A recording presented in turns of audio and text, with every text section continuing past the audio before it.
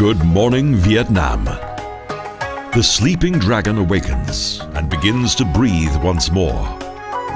One of the most beautiful countries in Southeast Asia waits to be discovered. The North is still ruled by communism, but in the South, the hammer and sickle fades into capitalism that is gradually beginning to dominate all. One country and two lifestyles. Vietnam has opened up its borders. It's a country of beautiful landscapes, amicable people, and a great cultural heritage.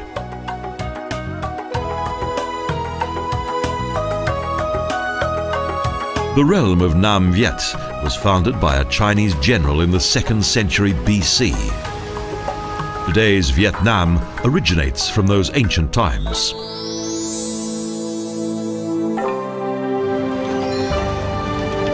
Hanoi, North Vietnam's lively capital city, located in the north of the country and set amid the delta plains of the Red River.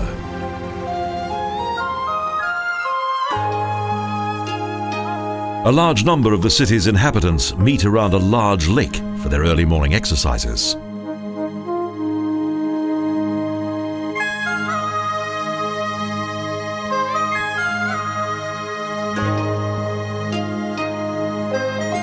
And the gods are also worshipped here.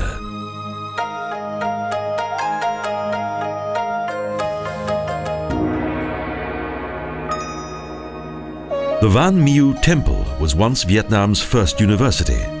It is highly revered.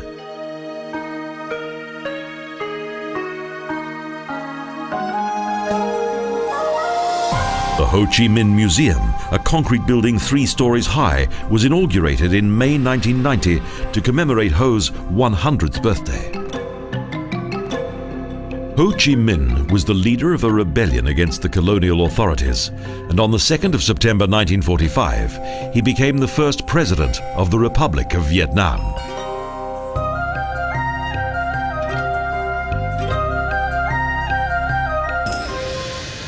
Among the military prizes of the nearby Army Museum, there's a MiG-21 and a T-54 bomber.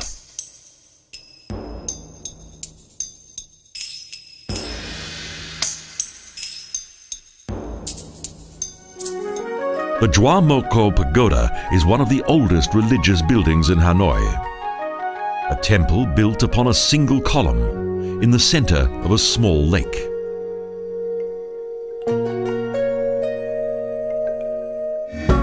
Jo Dong Xuan is the name of a large market.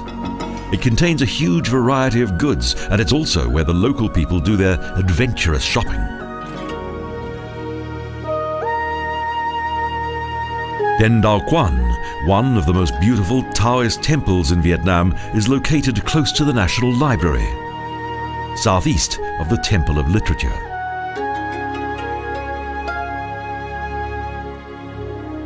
Dua Dran Quoc is probably the city's oldest temple. It was once located on the banks of the Red River, but was relocated to this site in the 17th century.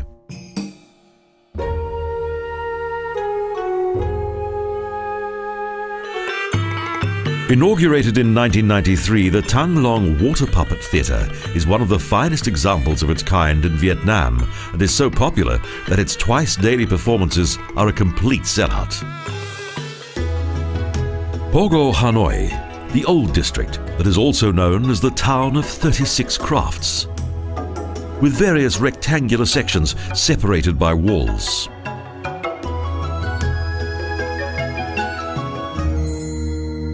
A red wooden bridge leads to a small island in the middle of the lake. Here, in the shade of a tree, is the Nok Son Temple.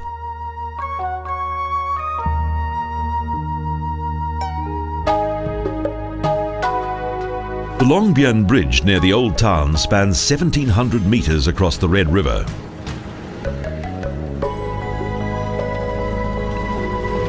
On the site of what was once the city's largest Buddhist pagoda, Catholic missionaries from France built a cathedral.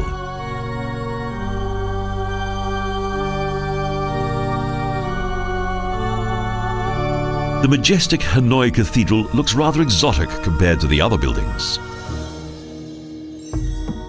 Den Quan Tan, the richly adorned temple of the great god, dates back to the 11th century and is dedicated to the Vietnamese god of war.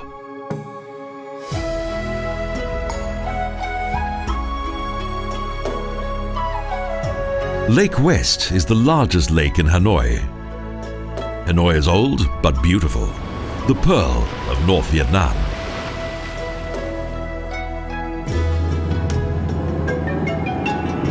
On the journey south, the landscape highlights the fact that agriculture is still the country's most important industry.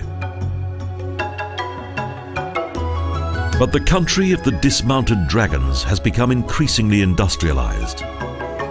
Thus, the country is going through a period of noticeable transformation. Both the traditional and the contemporary live side by side.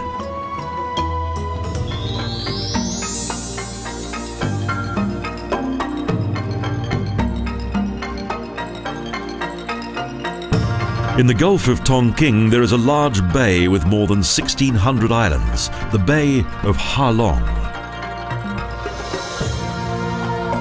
According to a 19th century legend, the origin of this beautiful island dates back to a naval battle between the Viet and a hostile people from the north.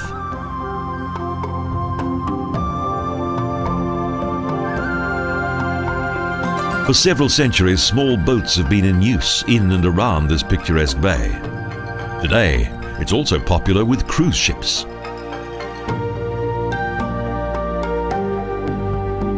The rich vegetation that covers the rocks acts as both a shelter and home for a huge variety of wildlife, including 40 species of bird and 8 varieties of reptile.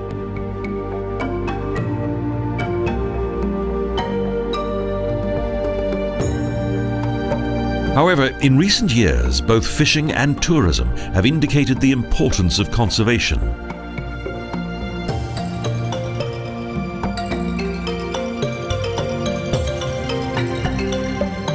These bizarrely formed rocks fired the imagination of those who lived here in ancient times. Several of the islands have colorful names.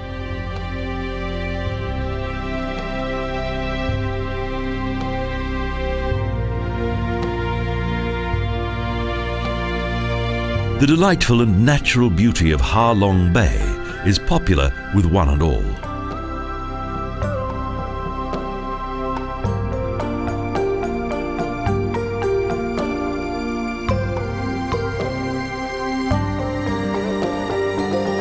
This island's variety of rock formations, pinnacles and towers produces an outstanding and unique setting, particularly during the magical hours of dawn and sunset.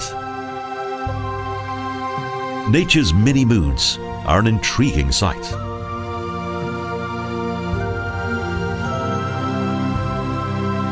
A place of total beauty and one of the world's great natural wonders.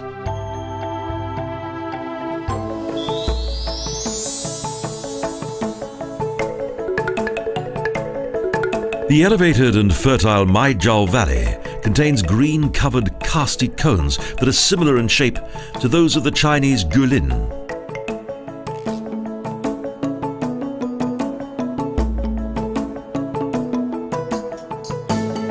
High above the Mai Chau Valley, a number of Thai people are sitting at the side of the road. They're cooking a snack, corn on the cob. The narrow road travels higher and higher. It looks as though it's an integral part of the rock wall. It's the only way to reach the remote valley ahead, to another area that is inhabited by another minority group. The village of Ban Lak Thai, a peaceful place set within an elevated and fertile valley that, due to its location, is difficult to get to. The Thais were the original inhabitants of this valley, but several battles and wars forced them into the mountains. Here there are both white and red Thai people. As in Mai Chau Valley, here the people live in simple wooden dwellings supported by wooden posts, with roofs made of dried reed.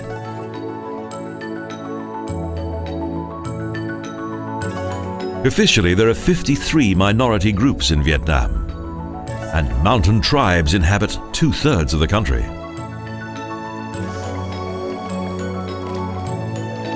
On the arduous journey to the next village, we meet a group of people that are fishing with large nets.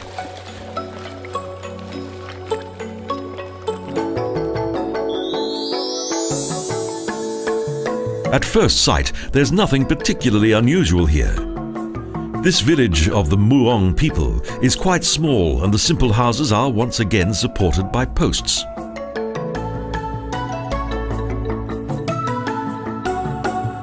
In these parts, village life is very much alive and well. Everyone helps his neighbor. In this way, these village tribes survive and retain their individual identity. On the shores of the Perfume River, the Song Hoang-Giang, in the heart of Vietnam, is a former royal city and today's provincial capital of Hue.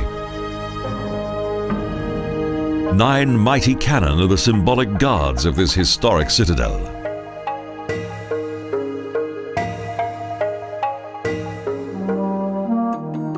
Beyond this defensive structure are 500 hectares that contain the imperial city and also the forbidden Purple City, a city within a city.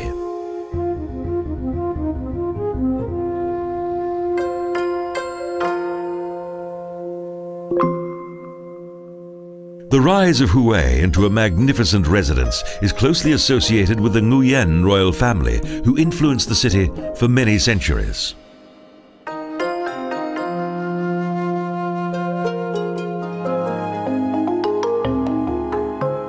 A short boat trip on Perfume River leads to another of the city's attractions.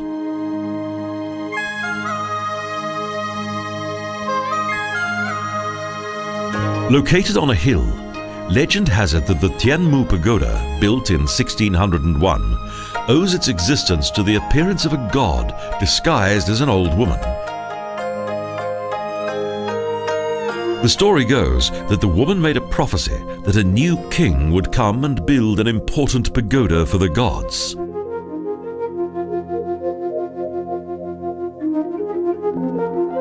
In the south of the former capital of Hue are the spacious tombs of the Nguyen emperors who reigned in the 19th and 20th centuries.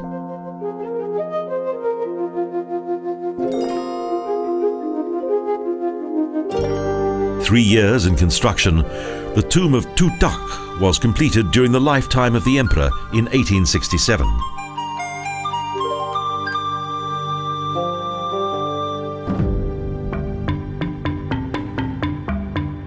Unlike the citadel, most of the emperor's tombs were spared from major damage, and so many of the original buildings have survived to the present day. With no effort or expense spared, Emperor Kai Din ordered the construction of his tomb long before his death.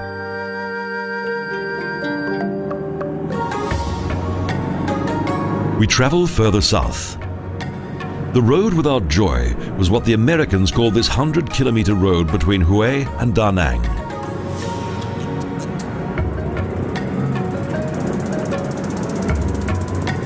Here, Cloud Pass has to be crossed. Hostile events once took place here. Yet today, it's one of the most beautiful sections of the journey. Next, we reach the Marble Mountains. Many a temple and palace derived its marble from this area.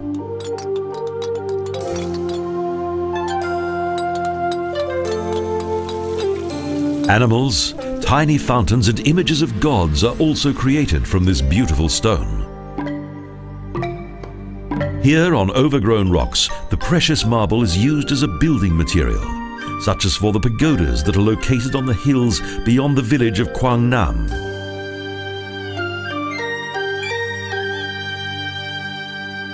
Several steps and pathways have led to various caves, pagodas and vantage points since the reign of Emperor Minh Mang.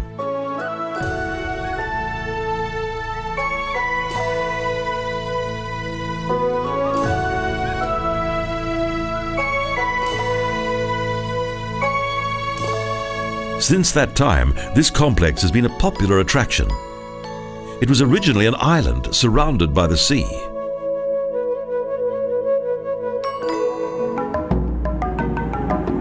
We travel further south on the Mandarin Road. Emperor Myanmar had this road built to connect Hanoi with Saigon, and thus to consolidate his realm.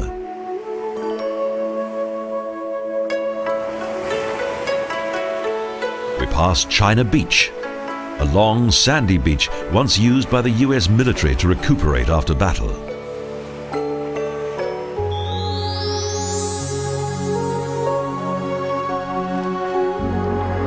The tiny, dreamy harbour of Hoi An. Today it's difficult to believe that 300 years ago this was one of the most important seaports in Vietnam.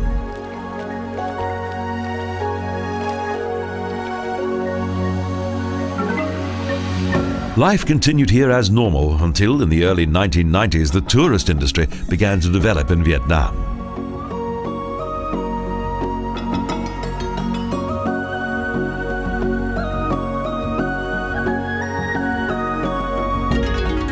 Whether on the riverbanks of the Tu Bon, the narrow streets or the fascinating shops, Hoi An has retained the colourful atmosphere of bygone times.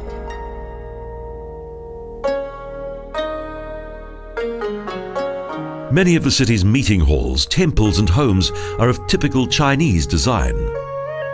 Both the Quan Am Temple and the Quang Kong Temple date back to the 17th century. The Quan Tung building is one of the city's oldest civic properties.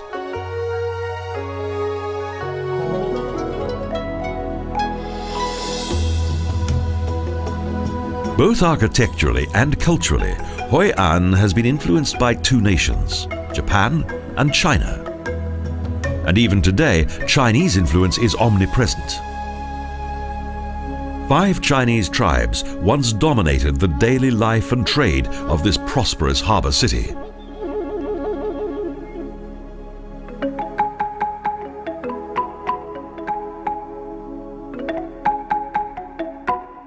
Hung Hung House unites various Asian architectural styles, an impressive mixture of Chinese, Vietnamese and Japanese elements.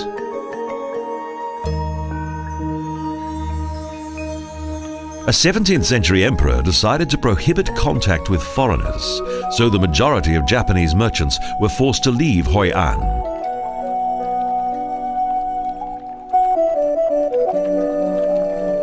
But once again, it is beginning to prosper. And the historic ambience of this intriguing city may well mark a new beginning for the inhabitants of Hoi An.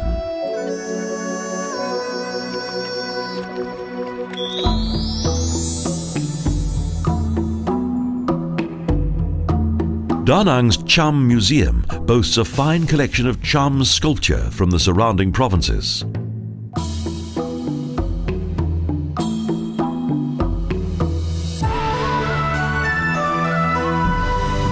It contains more than 300 exhibits divided into 10 rooms, with sandstone deities, monsters and heavenly dances.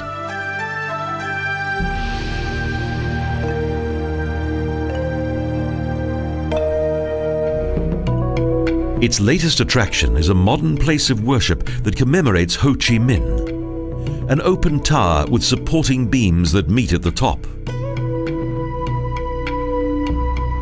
The interior of the main dome was decorated by modern wall paintings that feature various scenes from times of revolution.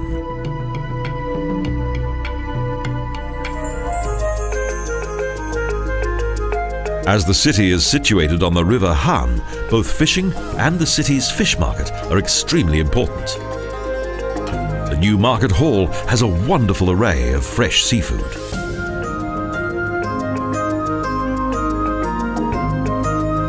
This crowded though colourful market has the finest selection of goods in the city, and it's well worth a visit. It's also a good place to take a photo.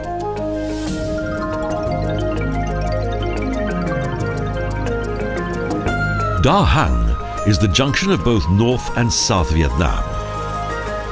In the 19th century, the city developed into an important harbour, and in 1965, American troops landed here. The rocket city was later totally destroyed.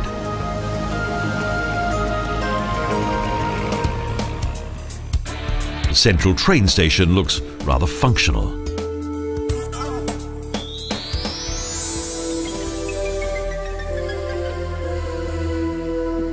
But from here we begin a unique adventure, a train journey to Nha Trang.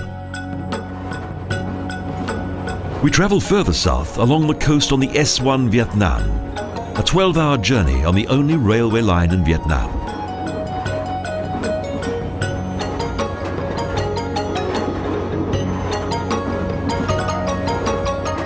We pass the endless paddy fields that cover the land between the coast and the railroad. As in times of old, the paddy fields are still ploughed by water buffalo.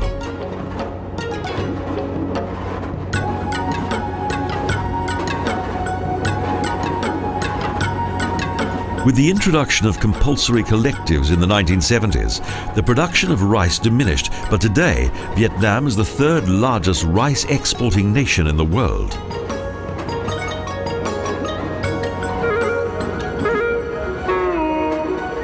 Vietnam's rice consumption is around 170 kilos per person per year. It's harvested twice a year.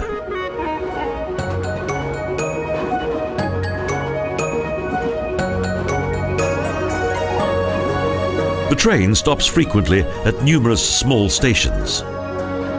Apart from buses and a few private cars, the train is the only means of transport for most people.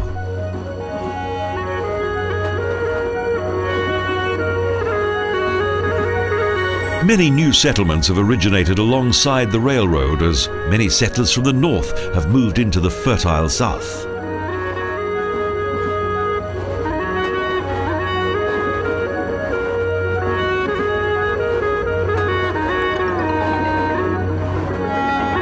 Agriculture is still Vietnam's most important source of income.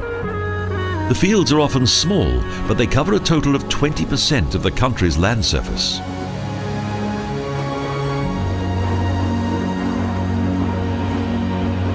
The train stops longer in the larger stations in order that passengers can visit the shops that flank the railway.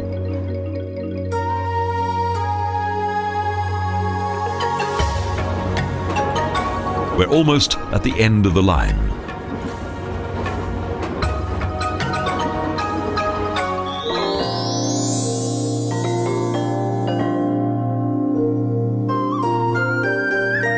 Finally, we arrive in Nha Trang, one of the country's most important fishing harbours, and also one of the most attractive bathing resorts on the South China Sea.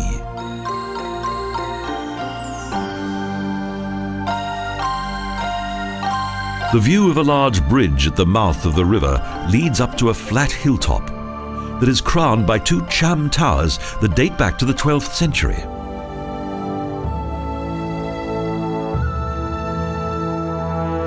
This sanctuary is dedicated to the main goddess of Cham, Po Nagar. Legend has it that this goddess once taught agriculture to the local inhabitants.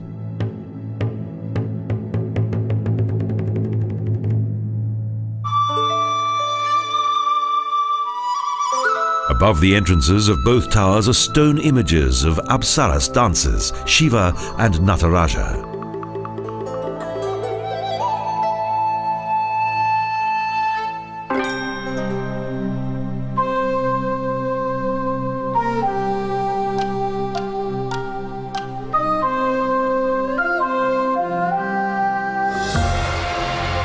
On the other side of the river, the monastery complex of Lon Son extends across the entire side of a hill, a place of contemplation. On the hill is a 14-meter-high snow-white Buddha statue that was built in 1963 as a memorial for the monks and nuns who became martyrs due to their protests against the Diem regime.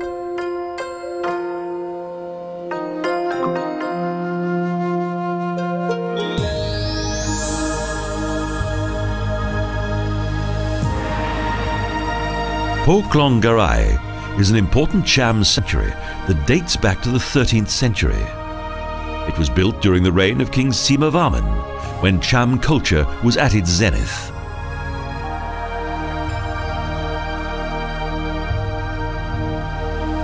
It is believed that the Chinese who settled on the coast were the ancestors of the Cham. They had previously emigrated to China from Siberia.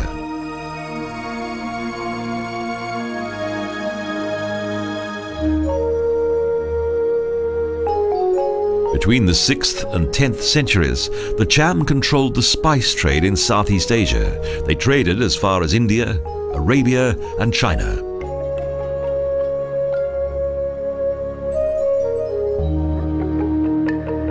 They lived according to Hindu philosophy. Their head of state was a monarch who was worshipped as an incarnation of the god Shiva.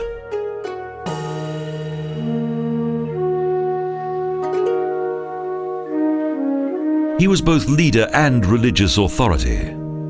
The caste system ruled society, from the godlike nobility right down to the slaves.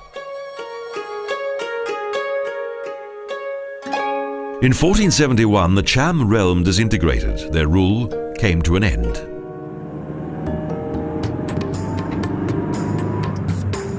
The journey to the inland covers more than 100 kilometers of narrow, winding roads up to a mountain region covered with tropical vegetation, to the city of eternal spring, a place to relax in the hot summer months.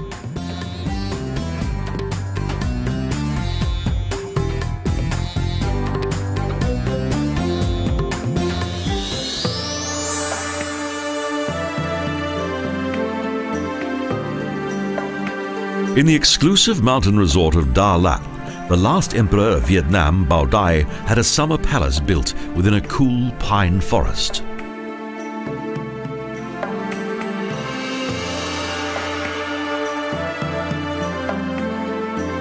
Surrounded by a splendid park, the palace is more like a gigantic European villa of the 1930s than a palace.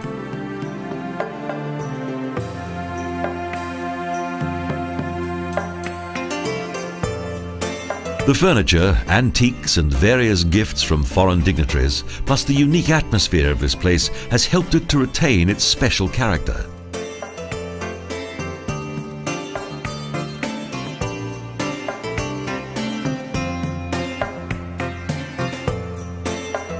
In August 1945, Emperor Bao Dai abdicated and went into exile in France.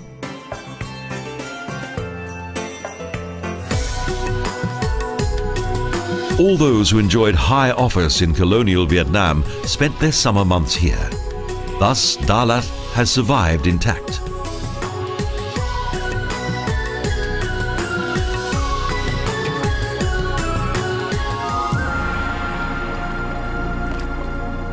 Following independence, tourism boomed, and the city, along with its lake and charming surroundings, became a paradise for the newly united people of Vietnam.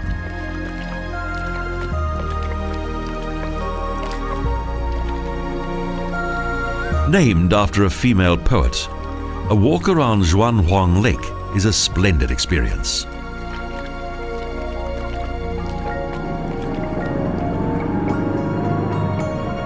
Now begins the final leg of our journey south, from the highlands down to the Mekong Delta. A journey through a totally natural landscape, with endless tea and coffee plantations, waterfalls and hidden temple complexes.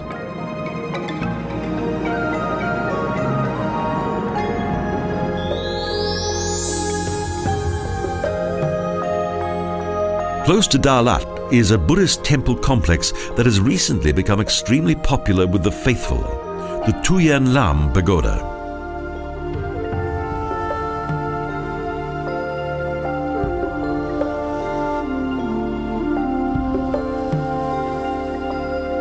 Buddhism has its roots in Siddhartha Gautama, the son of a North Indian prince who sought total understanding and eventually found his enlightenment in Buddha.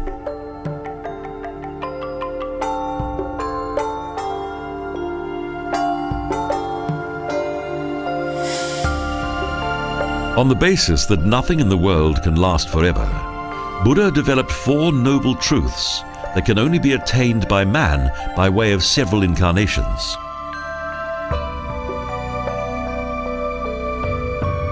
Buddhism came to Vietnam in the early centuries of Christianity.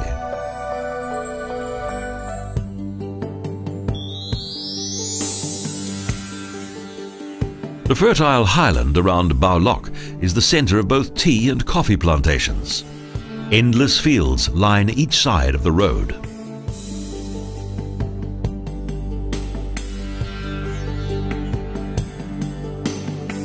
The local mountain tribes work in these huge and profitable plantations that today are mainly in private ownership.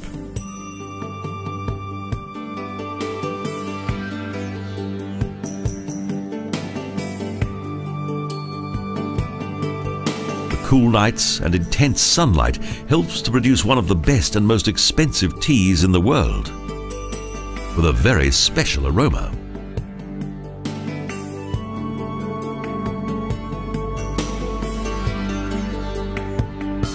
The women of the Ma minority tribe pick tea leaves and collect them in large baskets that are secured by a headband. In addition, more than 10,000 hectares contain mulberry trees for the largest silkworm farm in Vietnam.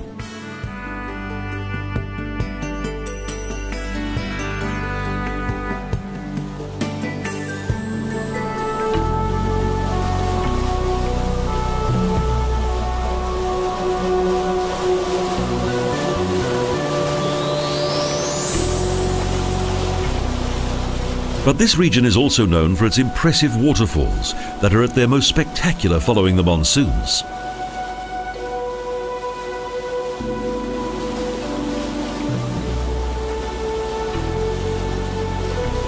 Due to an astute businessman, this natural spectacle can be observed from the safety of a cable car. A fascinating sight.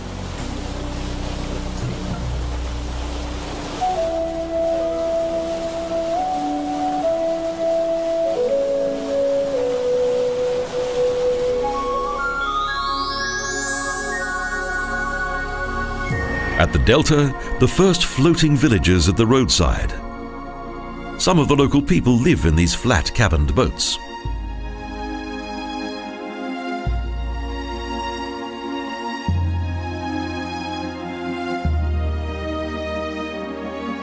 Several boats make up a small community to satisfy man's need to feel safe and secure. Small boats are powered by the legs.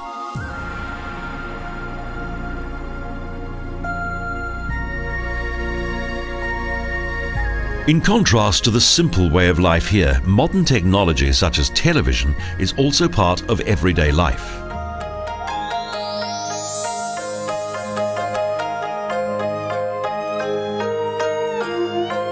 A short journey towards the Cambodian border leads us to a temple of the Cao Dai sect in Tây Ninh, a confusing combination of Eastern and Western design.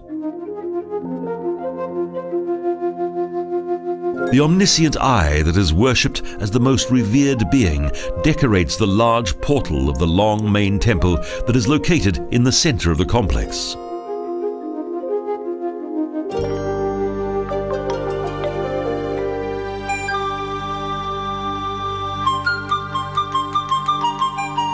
The melange of architecture is a symbol of the sect's philosophy that unites elements of Buddhism, Confucianism and Taoism, as well as Christianity.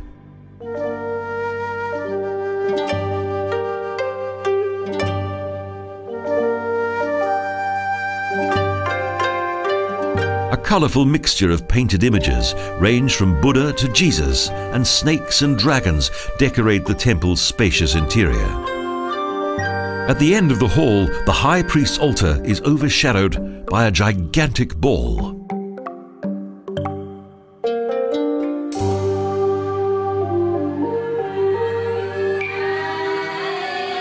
At the beginning of the 20th century, the decline of various ancient religions left a vacuum. So, in the south of the country, sects such as the Cao Daismas were formed. At noon each day, an orchestra that plays traditional instruments accompanies a religious ceremony that can also be observed by visitors from a side balcony.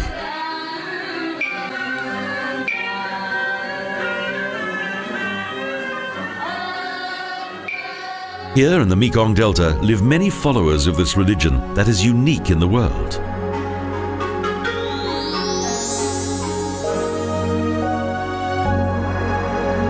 And next, a once small trading center that is situated on the large river from which it derived its name, Saigon. With nearly 6 million inhabitants, this city that is also known as Ho Chi Minh City is large, but is no longer the capital of Vietnam.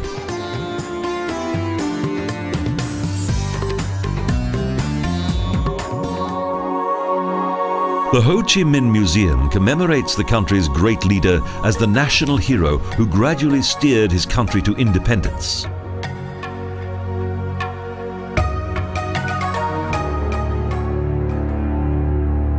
Most of the rooms in the former president's palace are just as they were in 1975, when the palace was taken by the Viet Cong.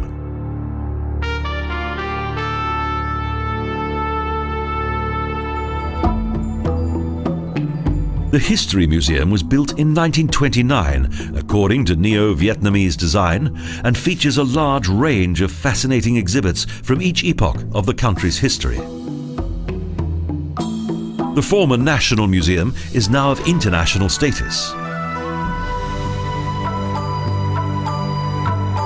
The Botanical Garden was created in 1864 during French colonial times.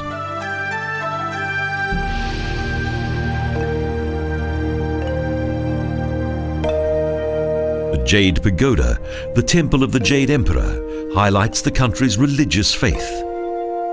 The interior features Taoism in all its splendor.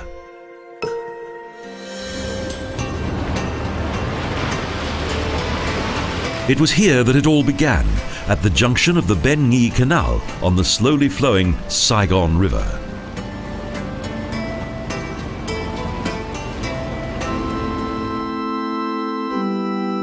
The city's largest church is located in the center of the administration district, Notre Dame Cathedral. It was consecrated as the Church of Holy Mary in 1883. The Ben Thanh Market is Saigon's largest market. It was built in 1919 and is covered by a huge dome. The clock tower is one of the city's main landmarks. There's also fresh meat and poultry and fish. In addition to Buddhist temples and Catholic churches, Saigon contains various other sacred buildings, such as the impressive Mariamman Hindu temple. The Van Hoa Park adjoins the area that contains the former presidential palace. It's popular with the local people, an oasis of relaxation.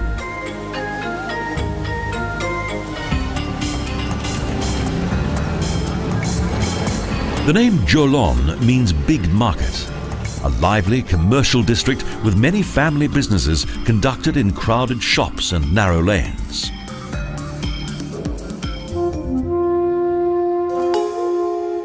The wealthiest temple in the heart of Jolon is dedicated to the patron saint of seafarers, the Tien Hao Pagoda, built by the Canton Chinese in the 19th century. The young visit the War Museum to learn of the country's saddest chapter of recent history, the Vietnam War.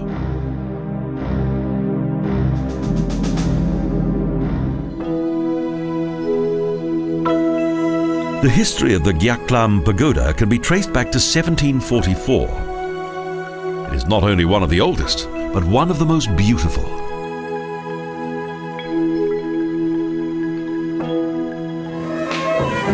Traditional ceremonies are extremely popular in Vietnam, such as the wedding ceremonies that are alive with both music and dance.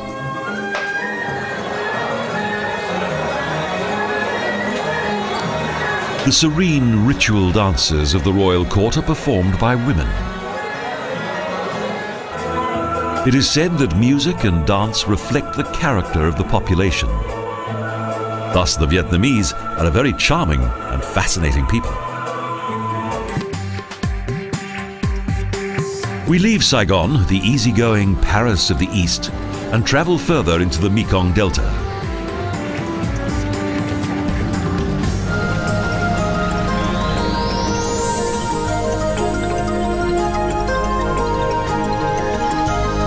To is one of the towns in the delta with a special charm. The river is the main source of income of its inhabitants, but tourism is becoming increasingly important here. The immense value of this fertile land has been appreciated for many a year, as the Mekong Delta yields up 2 or 3 rice harvests each year.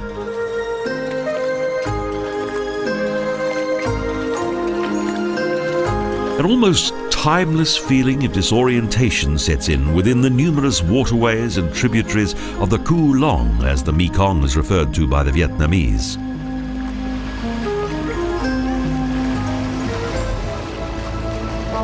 Cuu Long, the Nine Dragons River, as the Mekong is also known, does indeed divide into 9 wide rivers at its estuary.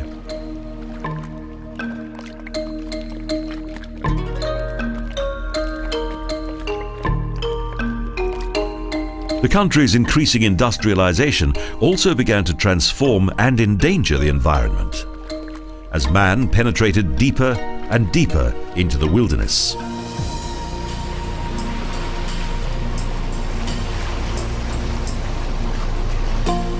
Despite early settlements, many areas have remained uninhabited and unspoiled right up to the present day.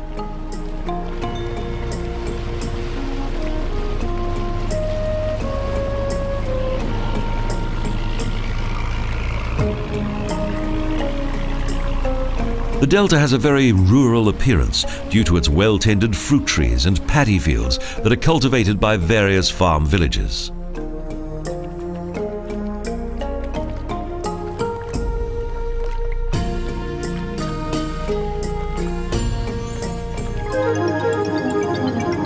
The road travels through the fertile delta soil of the Mekong to a large and modern suspension bridge.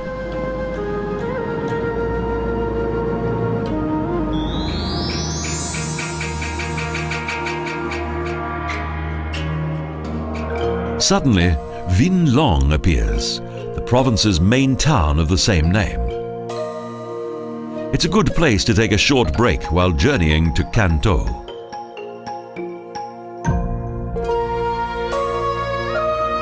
This town is also dependent upon the river. Many of the houses are situated on the river bank, and boat is the fastest and most comfortable means of transport.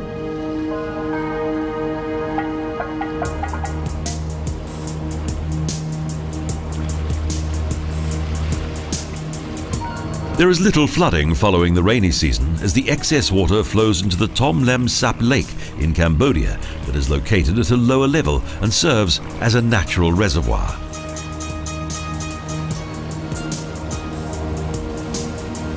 After agriculture, fishing is the second most important industry in this region, and traditional fishing boats are a frequent sight.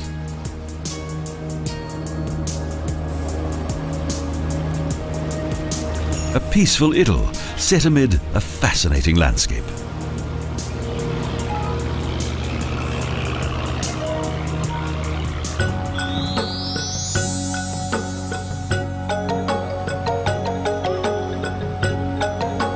The extensive delta of the Great Mekong River of South Vietnam is undoubtedly one of the most remarkable natural habitats in the whole of Southeast Asia.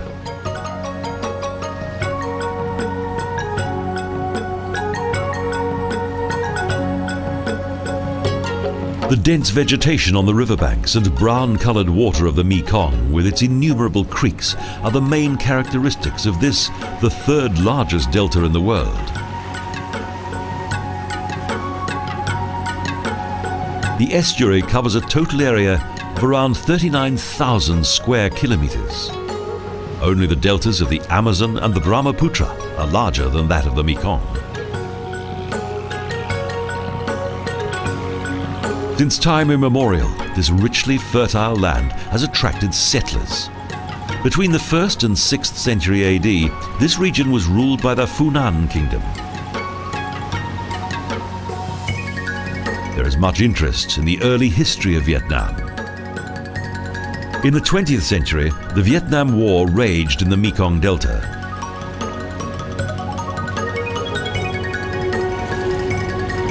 Since that time, nature has healed the scars of war. The maze-like tributaries of the third largest river on the Asian continent has an idyllic, relaxed and peaceful atmosphere.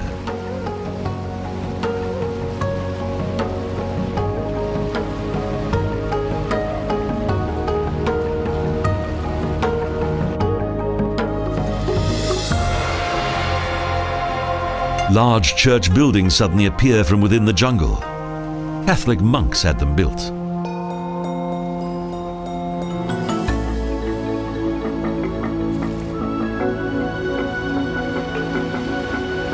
Up until the middle of the 20th century, vast areas of the estuary were covered by dense forests, and the majority of the waterway areas were uninhabited.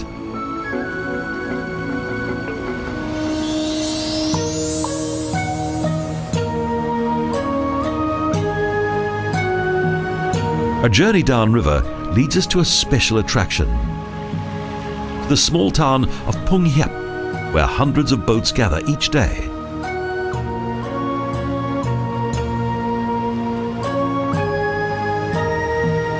Here, a floating market takes place each morning. At the junction of 7 waterways, farmers, tradesmen and their customers rendezvous on the water.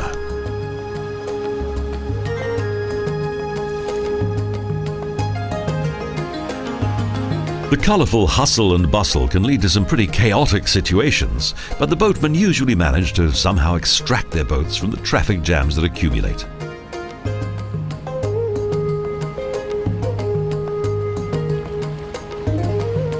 In addition to farm products and general goods, there are also floating restaurants that provide an extensive range of fresh and tasty food. Shopping creates a healthy appetite. For visitors, it's a rather exotic spectacle, but it's always been an integral part of life in Phung Hiap.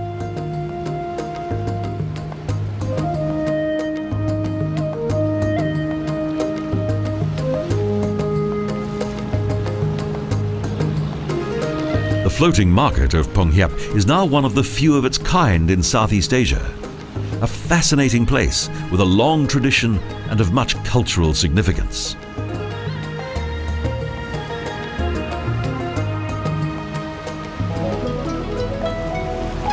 More than 4,000 kilometers lie between the source of the Mekong within the sparse highlands of Tibet to its extensive fertile delta in South Vietnam.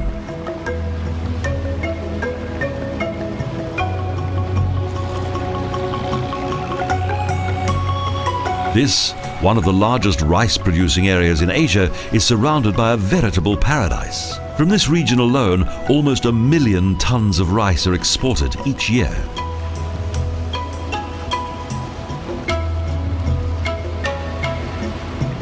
Dense and beautiful tropical vegetation manifests itself in many fascinating shapes and sizes.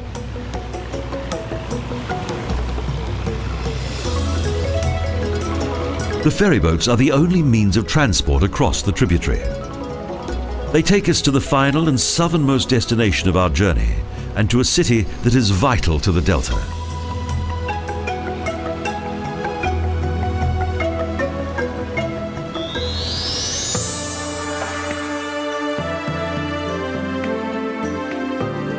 Can Tho is the 4th largest city in South Vietnam. It's situated on the right-hand side of the river Basak, that is almost 2 kilometers wide at this point.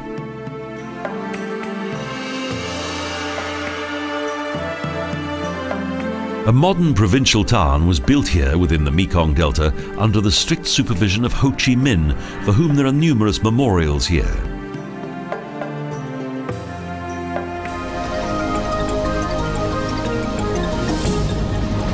Life here is determined by the river. 110 kilometers down the river is the South China Sea.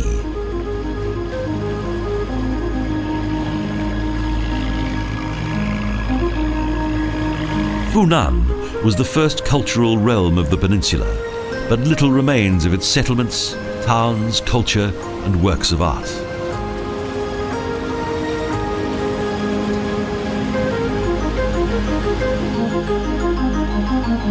Chinese history describes a people of traders, workers, farmers and seafarers who were also feared as pirates.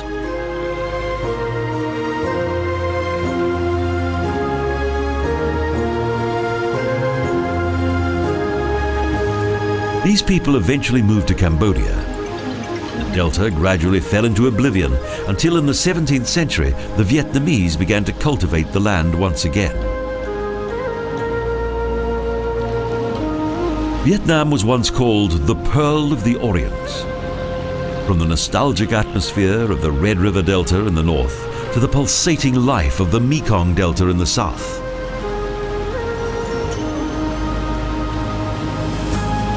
And lying between these, an unexplored land with colorfully clothed mountain tribes and fascinating landscapes. Vietnam, a paradise located on the exotic edge of Southeast Asia.